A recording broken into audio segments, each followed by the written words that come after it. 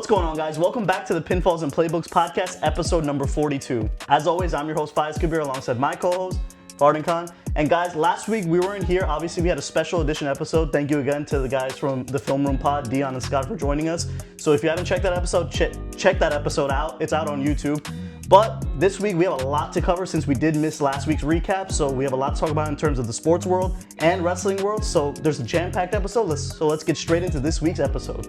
First up, we're going to start off with our sports recap and specifically NBA. So the NBA playoffs is literally commencing. We're already at the Western Conference Finals, but before we get to talk about that, let's talk about the recap from round 2. So pretty much the Knicks, they sweeped the Sixers in a pretty much emphatic fashion. It was super dominant. They basically gave the Sixers no chance to come back, and overall, the Knicks just look like a better team. Yeah, the matchups were too much for the Sixers, and I guess everybody on the Knicks team, they just played elite basketball that New York City fans were expecting them to play, and they finally showed out. Next up, we had on the other side where we had the Thunder sweeping the LA Lakers, and at this point, everyone kind of expected it because people were even surprised the Lakers even made it past the first round without Luka Doncic, but we knew for sure at this point they couldn't even do that without him. But give credit to the Lakers, they were able to subdue SGA as much as possible, and they just had the others beat them. And that's what it shows you how good the Thunder team really is with their role players. They beat LeBron James and the Lakers team without him, and they swept him pretty easily. Yeah, I feel like having Luka gave them a more fighting chance. Obviously, the Thunder, they've been the best team all season.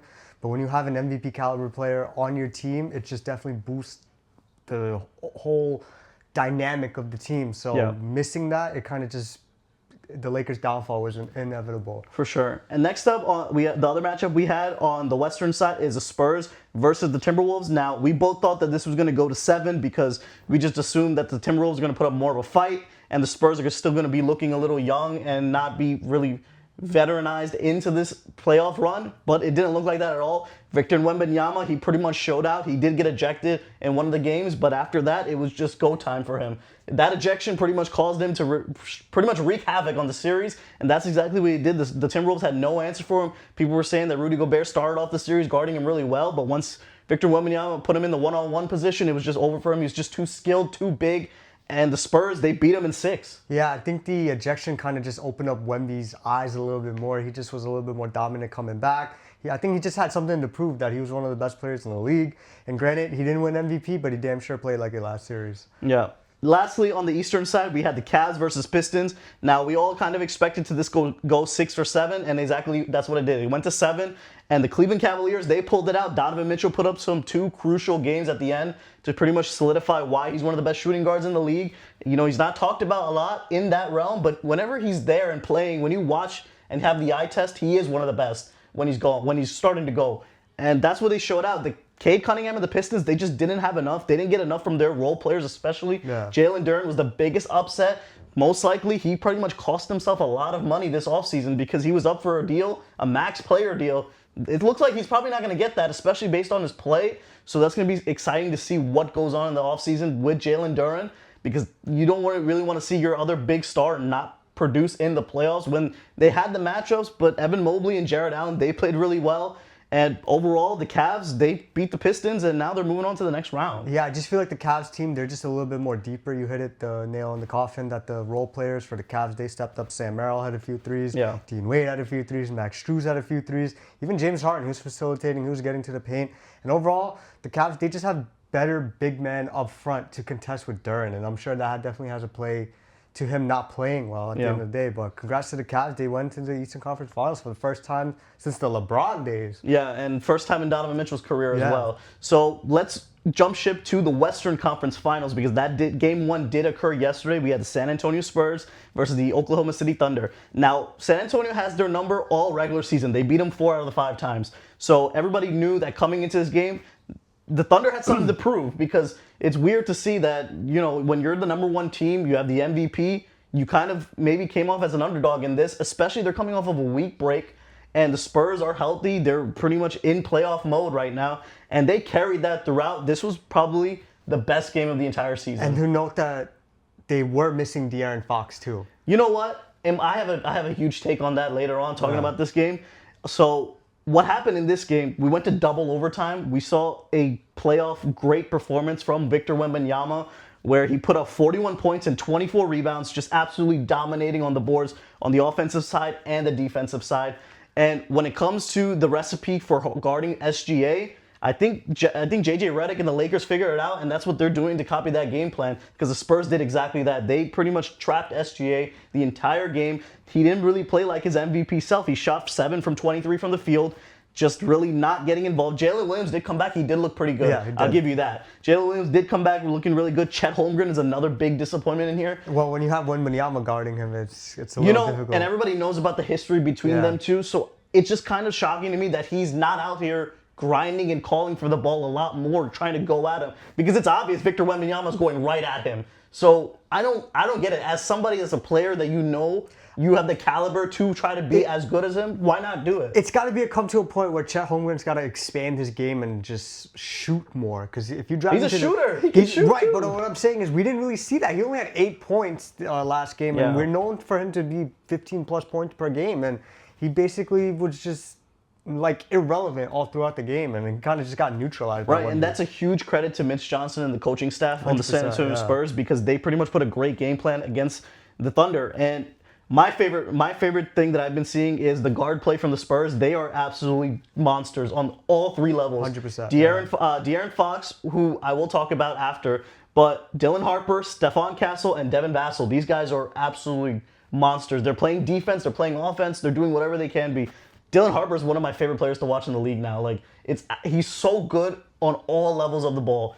And watching him play and orchestrate the San Antonio Spurs offense with Stephon Castle, there's 2 guards right there that eventually when they get to their prime levels, the Spurs are going to have a decision in the future who to keep. You're looking at another Spurs run at a dynasty, potentially, with all these young superstars. They have the main character in this, which is Victor Wembanyama. For sure. And then they're just depth. The depth is ridiculous. Right, and pretty much what's going on here is De'Aaron Fox, like you said, he was out with a sore ankle. In my opinion, I feel like the Spurs do need him later on, because you saw examples of this game where the Spurs could have won this without having to go to double overtime. Right. Because Stephon Castle did have 11 turnovers. De'Aaron Fox is a veteran point guard, would not probably do that for sure. He slows the game down a lot more. Which is funny because he's one of the fastest players in the league, but he slows the game down because he knows the offense really well. Right. Because Castle and Dylan Harper, they're very quick and explosive guards. But Victor Wembanyama, this team goes with him. He pretty much put up a Steph Curry-like three-pointer to send the game to double overtime, just pulling up from nearly half court, knocking the shot down, and pretty much solidified his dominance in the second double overtime, where he scored most of the points and had 2 defensive blocks. Like, that last block on Chet Holmgren was crazy. And he absolutely just took over that game. So quickly, since we're on this game right now, you can give your predictions for it right now, looking at it. But I know I originally had the Spurs going to the finals, and based on Wembanyama's play, he's looking like he's going to carry them. So I think I got the Spurs winning this in 6 right now. I picked the Thunder at the beginning of the season, but based on how the Spurs played without De'Aaron Fox and knowing him, I'm sure the Thunder, they'll definitely make the adjustment. Yeah. That's what great teams do. But at the end of the day, there's an alien on the court. When you have an alien on the court, there's a lot of things that you can't really do. Like Jalen Williams said at the beginning of the season that, I don't know if you guys noticed, but there's like a 7'4", 5" guy on the floor. It just makes things more difficult to score.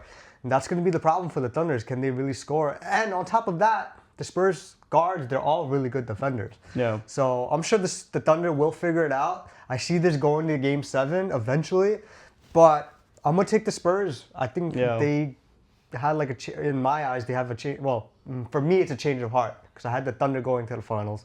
But seeing how the Spurs can play and how they can elevate their games, I'm going to take the Spurs in 7. Yep. And next up, we have the Eastern Conference Finals, where Game 1 is tonight. We have the New York Knicks versus the Cleveland Cavaliers. This is going to be a game of matchups, in my opinion. We have a lot of good players on all sides of the starting field, in my opinion. I think they match up really well. It's going to be honestly, to see who exactly comes out on top. I think it's going to be the X factor for the Knicks is going to be Cat, because you're going to have Jared Allen or Evan Mobley play really defense on him. Can he do a really good job with having defenders like that going up against him? Let's see how that goes. Donovan Mitchell is pretty much the key for the Cleveland Cavaliers. I know James Harden has these moments where he can go off, but let's see what they can do with James Harden, because honestly, at the guard play, James Harden can take advantage of anyone that's guarding him in that guard play. I don't think Brunson's too small. Josh Hart, he's an average defender in my opinion. He gets a little bit more credit. It's got to be a lot of defensive prowess from Mikal Bridges. Mikal Bridges, we're going to know that OG's going to be guarding Donovan Mitchell most likely. So that's what I'm saying. Like, it's going to be a lot of see who is the X factor. And a big person that you can watch out for on the Cavs side is Max Strus. He's able to shoot the three-pointer. Most likely, Jalen Brunson might be on him. So if Max Strus is able to do a lot of off-court play to tire out Jalen Brunson, to carry him around the court, that's a good way to pretty much tire Jalen Brunson out and the Knicks offense out, in my opinion. So for my prediction for this series, I'm going to roll with the Cleveland Cavaliers. I think they're just really hot right now. I think Donovan Mitchell is at that level where he wants to get to the finals. I think James Harden can finally get to the Garden and put on a classic performance where he needs one in the playoffs to cement his legacy and get to an NBA Finals again. So I think, in my opinion, I'm going to roll with the Cavaliers. I think it's going to go to 7. You think it's going to go to 7? Yeah. So I picked the Cavs to win the NBA Finals at the beginning of the season, and I'm not going to change my mind. I'm going to take them in this series against the Knicks. I think they do win in 6, to be honest with you. I think they close it out at home in Game 6. But since we're talking about X factors, I think the biggest X factors for the Cavaliers is going to be 2 players, Jared Allen and Max Strus. Jared Allen, because I know that Evan Mobley's going to be guarding Cat most of the time. And then on the other side, when the Knicks are on defense, I know Cat's going to be on Evan Mobley. Mm-hmm. Can Jared Allen expand the floor, grab offensive rebounds, get the ball out to the three-point shooters? Max Strus got to be on point with the three-point shooting. You also have Sam Merrill. You also have Dean Wade. Yeah, there's a lot of good guys. We know that James Harden, he's not known for his playoff performances. He's been questionable throughout his career. Yeah. He's definitely had a few bright spots during his early days with the Rockets, but we know that he struggled with the Sixers. Now, when you come to the Cavs, there's a level of expectation that he never really had because he has Donovan Mitchell. Right. So I feel like if James Harden can be the facilitator that he once was and utilize that to his advantage, it'll definitely open up his game more, because we're going to see the passes and we're going to see the defense for the Knicks collapse to the shooters. And at the end of the day, if they can exploit that, and if Jared Allen can play like we know he can, he could get you 20 and 15 easily against the Knicks. But on the Knicks side, nobody can guard Jalen Brunson for the Cavs, guard-wise. Because Donovan Mitchell's not really a good defender. James Harden, God knows that he's not a good defender. Yeah. And most likely might be Max Strus or somebody. Yeah, so Jalen Brunson's going to be dominant. I feel like Cat's going to be, he's not going to have his signature games that he had against the Sixers. Like, I know we've been talking about him playing like point center, because you have a defensive player of the year in Evan Mobley and also a good defender in Jared Allen. So he's going to be on the top of the key more. But overall, I think the Cavs just do just enough and they take out the Knicks in 6. Yeah. So I'm going to have the Cavs and the Spurs in the finals. Yeah. So overall, like, it's an exciting NBA playoffs so far. Their games have been really good. It's been the most watched NBA playoffs in almost 30 years. But that's because at this level, at these final rounds, you have stars in them. Yeah. And that's the thing. SGA is a star. Victor Wembanyama is a star. Donovan Mitchell is a star. And Jalen Brunson, obviously, the Knicks, the entire franchise is a star. Yeah. So that's why the playoffs... It's going to be cinema the next couple of weeks. The entire playoffs is going to be really good, and we're going to cover it here. But next week, we're going to see what pretty much the landscape is on the Eastern and Western Conference Finals side. We might have a decision by next week as to who might make the finals. Exactly, but that sums up our NBA recap for this week. All right, guys, quickly, we're going to talk about the NFL, because we recently had the schedule released. So there's a couple of games that me and Farden want to talk about where we're excited for and give our quick predictions based on the schedule, what we think our teams might be. So first up, I'll let Farden talk about his New York Jets. Yeah, so I know last year when we started the podcast, I had talked about how the Jets had a very quiet offseason. They didn't really do much, and they were just flying under the radar, so to speak. And it turns out that they were completely ass at this point. Coming into this season, we traded away Sauce Gardner. We traded away Quinn Williams. That brought us a lot of draft assets. Right. And the Jets used that to their advantage really well. They drafted David Bailey, they drafted Omar Cooper Jr., and they drafted Kenyon Sadiq. So there's a lot to look forward to with this new regime, what they want to do moving forward. As far as this season goes, we did bring in Geno Smith. Now the real question is, are we going to get old Geno Smith, or are we going to get Seahawks Geno Smith? Because old Geno Smith, we know that he couldn't really throw the ball well. He had a lot of turnovers. Seahawks Geno Smith, he played well. He did enough to get the Seahawks into the playoffs. Yeah. And with the roster surrounding the Jets, if he can do just enough, get the balls to the playmakers, I don't see why the Jets can't have a better record. I'm not saying they'll make the playoffs. I'm not trying to get above myself. And, I can easily say, oh, yeah, we're going to go 17-0. But I'm a realist. And I feel like right now, currently stands, I think the Jets are going to go 8-9. I feel like they have a lot of winnable games. They have, I think, the 4th easiest schedule in the league. If I got to fact check that. But we have a lot of winnable games. The 3 games that I'm looking forward to is week 2 against the Packers. Now, we don't know when Micah Parsons is going to be coming back. And the Packers, they don't really have anybody on offense besides Josh Jacobs. Like, yeah, I get Jordan Love can do whatever he can to get the ball down the field. And I'm sure he will do that. But the Jets, they definitely loaded up in the defense. And we have a lot of good pass rushers that'll get to Jordan Love. Week 6 against the Patriots. Only reason why I'm saying this is because it's the Patriots. I mean, I dislike the Patriots, but this is a lot to prove for them because we got smacked by them twice last season. And it was just embarrassing. And then finally, week 14 against the Broncos. I think this game might be that game where it'll decide if the Jets, who they can be promisingly, if they will make the playoffs or not. Because the Broncos, we know them to be probably in the upper echelon in the AFC conference right now. They might be the favorites to come out the AFC. Obviously you have the Bills, you have the Ravens, you have the Bengals. We don't know the status of Patrick Mahomes yet, but the Broncos, they're looking like one of the best teams in the AFC.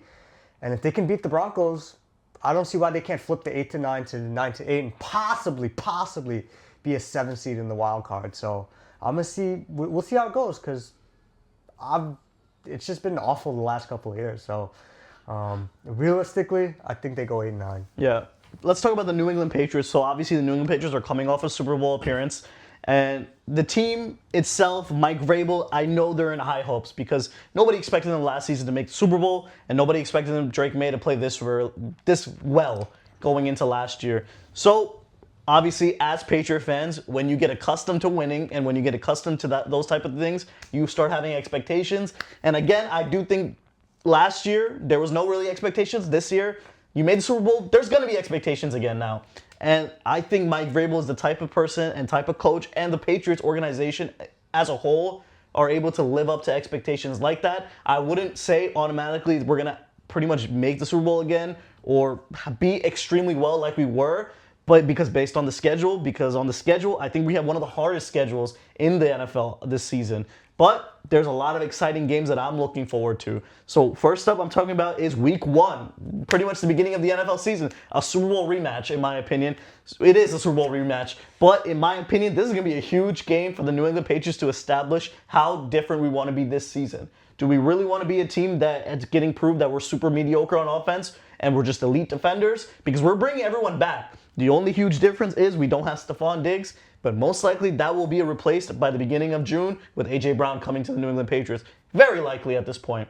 But can we see Drake May carry this team again? And can he pretty much have the New England Patriots fan base hype for this season? And I think that starts with pretty much beating the Seattle Seahawks on week 1 because they lost Kenneth Walker, who was pretty much the guy that beat us. They actually lost a lot of players on their team. They lost a lot of players on their team. Their ownership is up in the air. I think there's a lot of things that are up in the air and weird in Seattle right now, especially winning a Super Bowl. So let's see if they're going to be hitting the Super Bowl slump or pretty much what happens with the Seattle Seahawks. But week 1 is a huge game for me and for the Patriots to play. Next up, I'm excited to see is the Chicago Bears in week 7. Obviously, Caleb Williams is coming off a huge season. The Chicago Bears are coming off an exciting season for them. Let's see what kind of moves and what kind of things they're going to do going into this year's pretty much season. And we're going to have Drake May versus Caleb Williams. I think it's going to be an exciting matchup. Both young quarterbacks, both 2 quarterbacks that went in the same draft. Caleb Williams did go 1, and Drake May went pretty much after that. So it's like, let's see who really is the better QB. Because people did think Caleb Williams is better last year because of the type of games he played and how hard he played. But Drake May had the better stats last year. So I think we're going to see pretty much in this game the difference of who really is the better quarterback coming out of that draft. So I'm excited for that. And lastly, we have week 12 against the Los Angeles Chargers. I think me and Farhan always talked about this. I think this is going to be the final year for Justin Herbert, a make or break year. If he does not play well this season or do not even make the playoffs, I think it's time to move on from Justin Herbert. Because you have a new coach, you have a new offensive coordinator, you have even more weapons now. You have the best offensive coordinator, arguably, in the league, in Mike McDaniel. So how can you not show out? How can the Los Angeles Chargers, who we both expect every season to be in the upper echelon, show out, right? It's just continue to be disappointment after disappointment. And let's see how the Patriots are at that point. Let's see how the Chargers are at that point. Because I think those two, at that point in Week 12, they should both be considered who's going to be a top team in the playoffs to fear at that point, right? But I think we're going to see how it goes. It's going to be a good game, in my opinion, no matter what the stats are at that point and what the standings are at that time. Because I think Justin Herbert has a lot to prove this season. So those are the 3 games I'm excited for. And now, just based on our schedule and based on who we're playing, I think the New England Patriots are going to go 11-6 this season. I do think they're going to have a winning season because of just the weapons that we have. We're not really losing anybody. We brought everyone back. We gained some people and pieces in the draft as well for Drake May. So I think everything's in plan for him to succeed again this season. So that's why I'm pretty much on the upside for it. And let's see if that A.J. Brown trade plays out and that gets another huge weapon for Drake May. No. But that kind of wraps up our NFL season real quick because the season's going to start in a few weeks, or training camp and all that, OTAs, all that stuff is going to start. So if we have more news, we're going to cover it here. But that sums up our NFL recap for this week. All right, guys, now for our last sports recap is MLB, and I'll let Farden go off about what's going on in the MLB season currently. Yeah, so we'll start off with the Yankees. They're actually on a road swoon. They won 2 out of 7. Technically, they were on the road because they did play the Mets. Yeah. We lost a heartbreaker on Sunday. We were up 6-3. Tyrone Taylor hit a 3-run home run in the 9th inning off of cardiac David Bednar. And ultimately, they just won in extra innings. The Yankees tried to move the bunt, try to get it over, and they weren't even home. Why? I don't know. That's a questionable decision. But good news for the Yankees is they are getting Garrett Cole back on Friday. Do you think he's a little early to come back? Nah, I'm sure. It's been a year since he's had the surgery. A year plus, actually, really. I know a lot of people. And he's been playing decent in the minor league. I know a lot of people have been saying they think he should wait another week, but I think he'll be fine. It's gonna look not good at first because when you come back off of Tommy John, you don't look good right away. Right. It takes a few weeks for your arm to get developed and stuff like that. But the one thing that bothers me on the Yankees is the lack of production from the catching position. J.C. Escara and Austin Wells, they've been playing like hot trash. Now, I've heard people say they should move Ben Rice back to catcher, but Ben Rice has probably been the second best player behind Judge, or third best if you want to consider Cam Schutler. But if you put Ben Rice at catcher, you could put Paul Goldschmidt at first, but that also causes injury concern for Ben Rice. So I don't know what the Yankees are going to do moving forward in the trade deadline to acquire a catcher potentially, but Austin Wells and J.C. Escar, they haven't been it. There have been talks about them getting Hunter Goodman, even though he's kind of a little bit of a strikeout merchant from the Rockies, Ryan Jeffers from the Twins, and a couple of other names, but they need to solidify the catching position because there's been zero production from that position. Yeah. Moving on, the Braves have been the best team in the MLB. They were the first team to reach 30 wins, and they're looking like a World Series contender. And on top of that, they went 2 weeks without Ronald Acuna, and they were still winning games. Yeah. Now he just came back, and don't look like, I don't know, man. They probably end up winning 100+ games at this rate. The surprise team thus far in the league has been the Tampa Bay Rays. Nobody thought that they were going to be this good as of right now. Right. Mediocre. Like we thought that they were going to be pretty mediocre going into the series, but their pitching has been pretty good. Nick Martinez has been playing really well. Shane McClanahan, he's been coming off of 2 Tommy John surgeries. He's been playing really well. Junior Caminero is probably one of the best young players in the league. Right. But overall, the Tampa Bay Rays, they just have been fun to watch, and right now they're on the top in the AL. So. I think they're 2 games ahead of the Yankees, if I'm not mistaken. Obviously, things can change later down in the season. And lastly, I'll discuss that the bad teams from the start, they've actually been playing really well. We thought that the Rockies were going to be bad. They've been less bad, let's just say that. Yeah. The A's, they surprisingly have a positive record at this point in the season because we don't really know them to have that. Yeah. But their pitching staff has been really good. JT Ginnell took a no-hitter last night to the bottom of the 9th inning, and he gave up a walk-off home run to Zach Neto. The Mets, we thought that they were going to be trash after what they went through going into the beginning of May. But surprisingly, they've been winning, a lot better, and they're waiting for Lindor to come back. They're waiting for some of their pitching staff to come back. But all the bad teams, they've been playing pretty good thus far. So the MLB season is in full swing. We got the All-Star break coming up at the beginning of July, so we'll see how that goes. But overall, right now, the Braves and the Rays, they've been the best 2 teams in the league. Yeah, for sure. And obviously, well, on the other side of the NL, the Dodgers, they're continuing to do what the Dodgers do. They do, but they have been losing a lot more recently. But that's because they haven't really been healthy and then Shohei Ohtani, he's been struggling, to say the least. The Padres, they took a half-game lead now over the Dodgers, so... Let's see how that plays out, but that pretty much sums up our MLB recap for this week. All right, guys. Next up, we have our WWE recap, and pretty much there hasn't been a lot of noise and talks about it. SmackDown has been utterly the worst show I've seen in a long time in wrestling. I cannot wait for that show to get to 2 hours ASAP. It is literally hard to sit through. So I'm going to just quickly run through what the hell's going on SmackDown. It's not even worth to even go through the entire show, but let's just talk about two things, honestly. So it's good to see that we had Cody Rhodes and Gunther pretty much have a good promo battle, which led to Royce Keys coming out and pretty much trying to take the shot from Gunther because Gunther was playing this waiting game, trying to be like, I don't want to sign the contract yet. But Royce Keys said, I'll sign it. So what ended up happening is we had a match between Gunther and Royce Keys, solid match, but it was good to see Royce Keys get that main event spot. But ultimately Gunther won, and it sets up Cody versus Gunther at Clash of Italy, which is a pretty big match for the WWE Championship. That match could go either way because you have two guys where nobody really wants to beat them. And, it's hard to see, especially in a European crowd.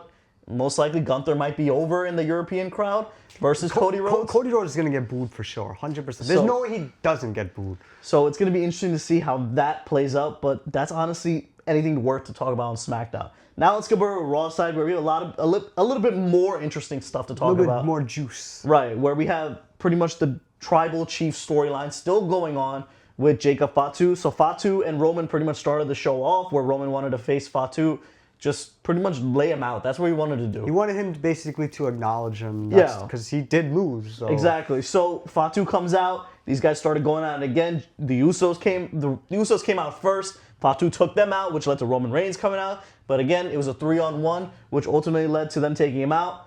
And while the Usos and Roman Reigns were walking away, Jacob Fatu just yelled Tribal Combat. And I think we had two other Tribal Combat matches in WWE history. We had the first one, which was Roman and Jay. That was a pretty bad match, I remember, at SummerSlam. And the second one was on the premiere of Raw on Netflix with Solo Sikoa and Roman Reigns.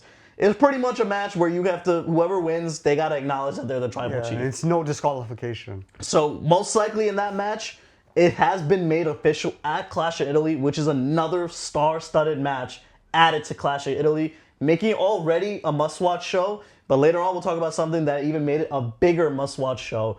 But Tribal Combat most likely is going to lead to Jacob Fatu probably getting some help. It's going to be interesting to see who he brings in for help. We know he's been talking about Royce Keys, talking about he wants to bring him in. Let's see if Solo Sikoa gets involved. There's a lot of things that they could do on Fatu's side if they want to make this longer and broader in the storyline. But we'll talk about our predictions next week when Clash of Italy's card is finalized. Right. The other big thing, well, not the other big thing, but the other thing that happened on the show, we had a good street fight match between JD McDonough and Finn Balor. This has got to be the end. They finally fought. Finn Balor beat the Judgment Day. I think he needs to move on. I don't know what's going to be, but he needs to just move on. I'm sure it'll happen right after Clash in Italy. I feel like he's going to get himself into different matches leading up to like the King of the Ring and stuff like that. Yeah, he's going to be in the King of the Ring. Has to be. So let's see how that plays out. But they had a good solid match. And next up, the other big thing on the show, we had Obafemi come out for his open challenge. And, obviously every week we look forward to see who's going to be answering the open challenge. But this week, there was no answer because we had the surprise return of Brock Lesnar. And I'll tell you one thing. It is very hard to keep secrets in WWE anymore. And they kept this one a secret. This was solid because we thought that he retired, right? And in Greensboro, North Carolina, of all places, it's like, whoa. It's a great way to spark up conversation before the Clash in Italy. And we were at this point, we're like, what's Brock Lesnar doing out here? Obviously, the feud is not over. So we're going to have another match. And backstage, we had a segment with Paul Heyman saying that Brock Lesnar already signed a contract for Obafemi at Clash in Italy, which most likely Obafemi next week is going to accept. So that's going to be another match added to the Clash in Italy card, making it a must-watch card. Mia. It's a must-watch card at that point. It's going to be probably one of their biggest cards of the year at this point, the way that they're building it up, the way that the matches are on this show. This is like a WrestleMania potential caliber type of match. It's a lot of good matches on this damn card. So we'll see how that plays out. And lastly, we have Seth Rollins taking on Austin Theory, pretty much continuing the Vision storyline with Braun Breaker and Logan Paul involved, leading to the Street Profits involved. Did they make this a tag, like a 6-man tag at Clash in Italy? Oh, no. So there's nothing official for this. There's a match on Saturday night's main event where it's the Street Profits versus Logan Paul and Austin Theory for the titles. Okay. But that Saturday night's main event card is one of the most missable shows you can think about all year. There's nothing really worth of substance. Right now, it's looking like the main event is Penta versus Ethan Page for the IC title. That looks like the main event. But they kind of had to do something leading up to it because they're not going to have those type of matches on Clash in Italy. For sure. And it looks like that, that's great. Great for Penta and Ethan Page to get the main event spot. It's good to see them get it. So most likely, if that's the main event spot, that's going to be a title change. I think for Ethan Page, he's going to pick up the title there. I know that a lot of people were a little upset online about Javon Evans. Javon Evans was the hometown boy and was not on the show. They were upset to see that. He was on the pre-show on main event, wrestling a indie wrestler like on main event. So people were like, why is Javon Evans not on this show? Not involved really at all. I think obviously coming out of Saturday night's main event, he's going to be involved more. Yeah, they'll definitely have a plan for him to come back. But I think the way to do it is let's see how Ethan Page is for that Saturday night's main event card. But I think to go back to the main event real quick of Raw, we had Seth Rollins pretty much getting a beatdown, leading to Angelo Dawkins coming out, trying to save him, which led to Montez Ford reluctantly coming out to help. It leads a distinction between Montez Ford and Angelo Dawkins because Ford doesn't want his help. Will we ever get the eventual split and heel turn from Montez Ford? It's been teased for a while. I think it's going to happen, especially at Saturday night's main event. It's a possibility because I know that Seth Rollins is going to get involved in that match. We know Braun Breaker is going to get involved in that match. So those two are destined to probably have another one more fight. Maybe at Clash in Italy. That's another good match to add at that card. So that's going to be even more of a stacked card at Clash in Italy. But it's going to lead to Montez Ford maybe wanting to challenge Seth Rollins on a Monday Night Raw match. We could see that happening. So let's see if that plays out in the next coming weeks because it's only a week in between the two shows. So obviously WWE is building more of their build to Clash in Italy. Yeah. But that kind of sums up our WWE recap for this week. We'll talk about Clash in Italy next week where the matches are more finalized and we'll see what the final card looks like. But for now, it does look like one of the most must-watch shows of the year. But that sums up our WWE recap for this week. All right, Farden. Stay quiet until you hear a better wrestling theme song than CM Punk's Cult of Personality. Number 1, Kane, Slow Chemical. Number 2, Hulk Hogan's Real American. Number 3, Triple H's The Game. Number 4, Chris Jericho's Break the Walls Down. Number 5, Shawn Michaels' Sexy Boy. Number 6, Cody Rhodes' Kingdom. I'll take Kingdom over Cult of Personality. I just feel like it's just a more vibrant song and it fits the character a lot better. I'm not saying it doesn't fit CM Punk because he is the Cult of Personality, but Kingdom is definitely like a fan favorite. Well, I got 10 here, so I'm going to continue the list to see if there's more you take. Number 7, Batista's I Walk Alone. Number 8, John Cena's My Time Is Now. I mean, that's probably one of the best theme songs of all time. I would take that over Cult of Personality. Number 9, Edge, Metalingus. I'll also take that over Cult of Personality. And number 10, Randy Orton's Voices. No, I'd rather take Cult of Personality than Voices. All right, Faz. With the NFL releasing its schedule this past week, there's a lot of games to look forward to. And this week, you're going to be doing blind rankings. And for this week, it's going to be explosive wide receivers, those that take the top off of defenses. Okay. Your first name up is Jalen Waddle. Jalen Waddle, let's see how he does this season with a new team. I think it's going to be interesting to see what he is, right? So it's going to be make or break for him.